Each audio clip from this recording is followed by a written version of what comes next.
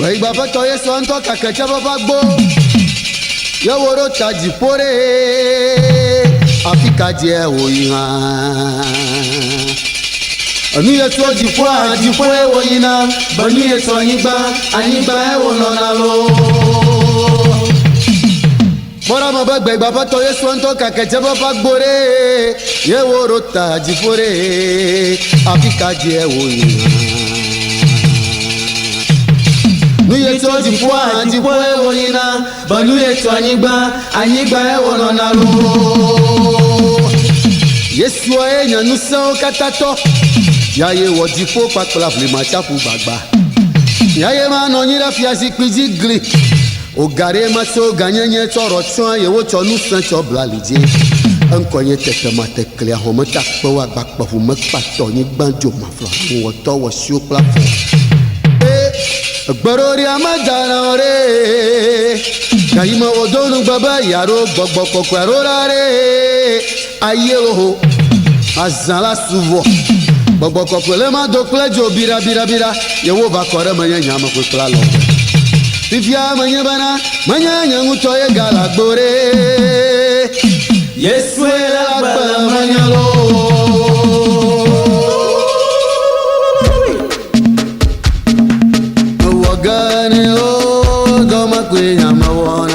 Yesu pado ya mawaganelo doma kunya mawana mawaganelo doma kunya mawana Yesu pado ya mawaganelo doma kunya mawana Zwara jagba amawonya jagba Zwara jagba amawonya jagba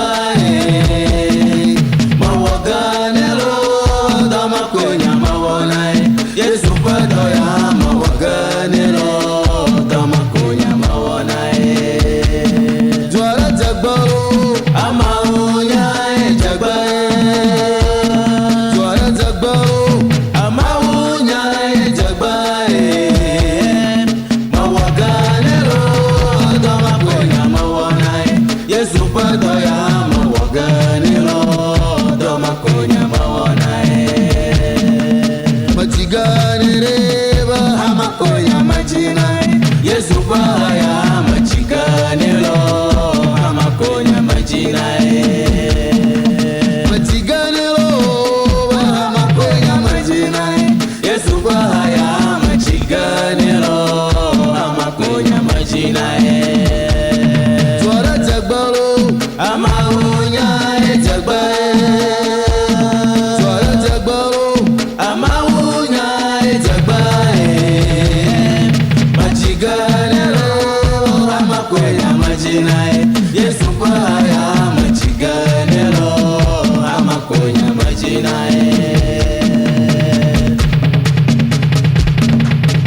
Yesu enyama boy agbamona bunama bayima ubo Yesu enyama boy agbamona bunama bayima ubo Yesu enyama boy agbamona bunama bayima ubo Yesu enyama boy agbamona bunama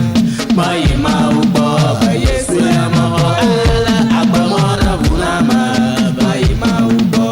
Yesu enyama boy agbamona bunama bayima ubo Yesu enyama boy agbamona bunama bayima ubo Yesu enyama boy agbamona bunama bayima ubo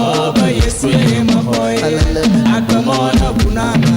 bayima ubo Yesu enyama boy agbamona bunama bayima ubo Ipo fiarupa bowola moyina biarupa tukokwe wonya Ipo fiarupa fiafito moyina biarupa tukokwe wonya Ipo fiarupe tukokwe wonya fiarupa tukokwe wonya jimbo fiarupa fowola mangana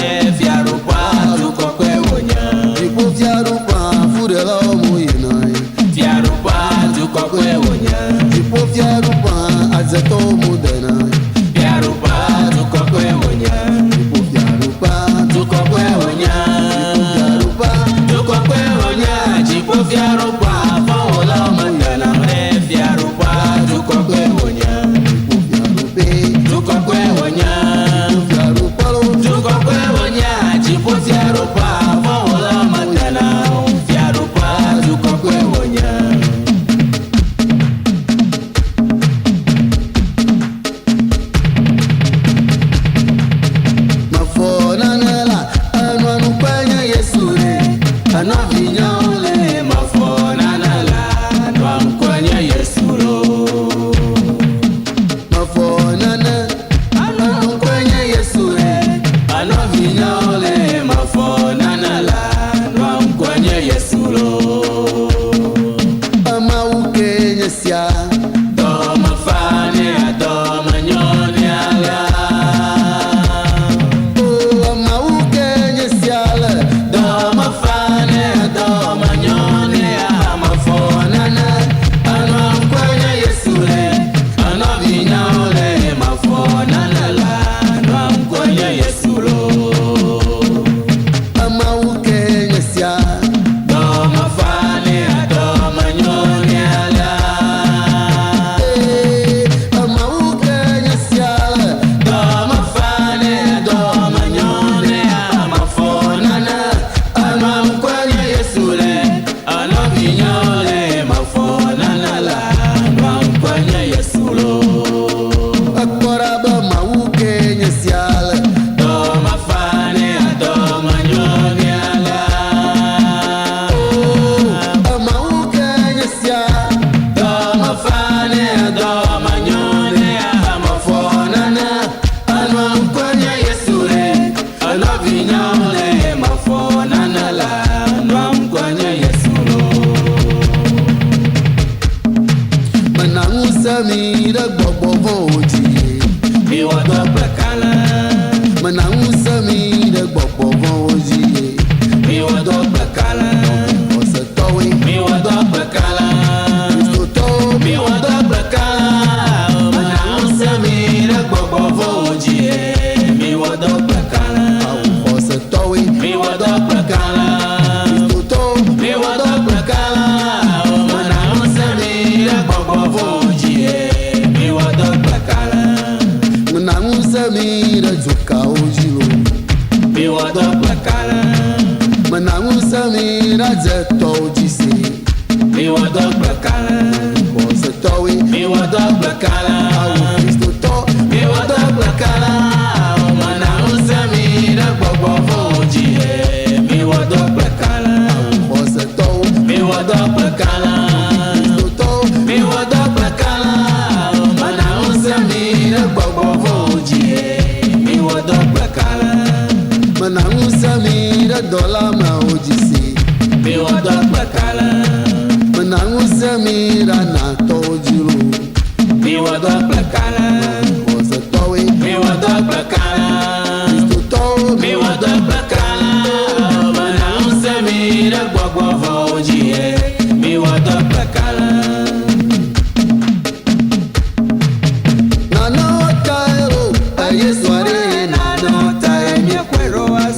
Ejoro amato ebian kubamba na no time kwero na no taero ayesu are na no time kwero Ejoro amato ebian kubamba na no time kwero ayesu le gava drama Yo la dama va na jato ayesu le gava drama Yo la dama va na pasa para no time Yesu are na no time kwero Ejoro amato ebian kubamba na no time kwero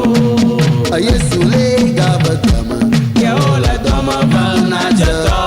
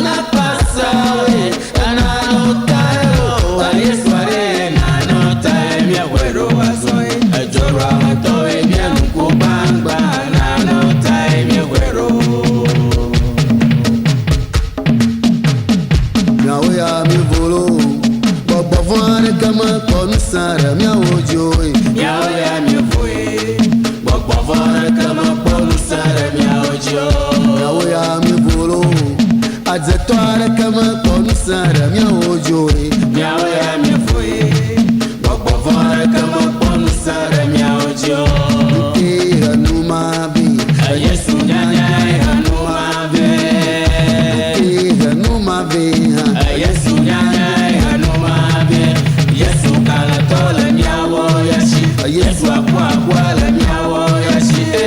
miawo ya mi foi bokbo fona kama ponu sare miawo jo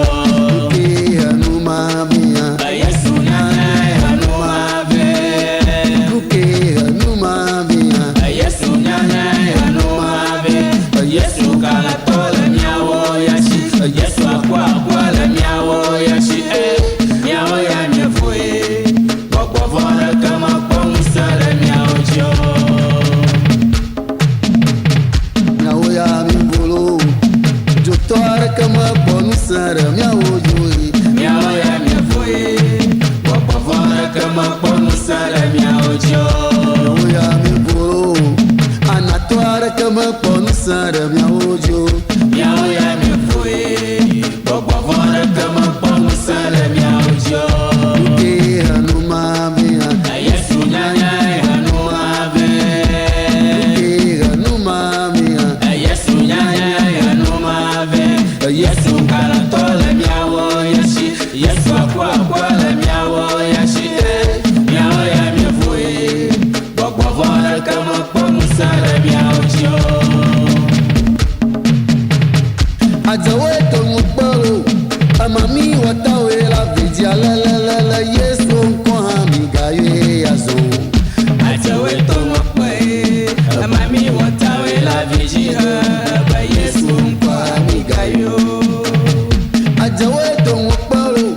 amami watawe la vidi bobo ba kristo nko ami gaye yazo Ajawe to mokwe amami watawe la vijiha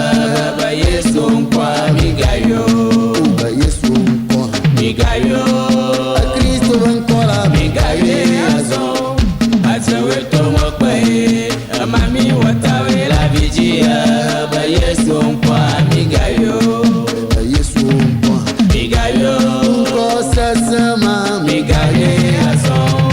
ajawe to mokwe amami watawe la vijiha ba Yesu nkwa migayo ajawe to mukbaro amami watawe la vidi baba kristo nko ami gaye yazo ajawe to mokwe amami watawe la vijiha ba Yesu nkwa migayo ajawe to mukbaro amami watawe la vidi la la la la kristo nko ami gaye yazo ajawe to mokwe amami watawe la vijiha ba Yesu nkwa migayo yesu nko migayo yesu kristo nko ami migaye azo ajawe to mokwe amami watawe la vijiha ba Yesu nkwa migayo yesu nko migayo ko sasama migaye azo ajawe to mokwe amami watawe la vijiha ba Yesu nkwa migayo kristo nko migayo ko te akoma migaye azo ajawe to mokwe amami watawe la vijiha ba Yesu nkwa migayo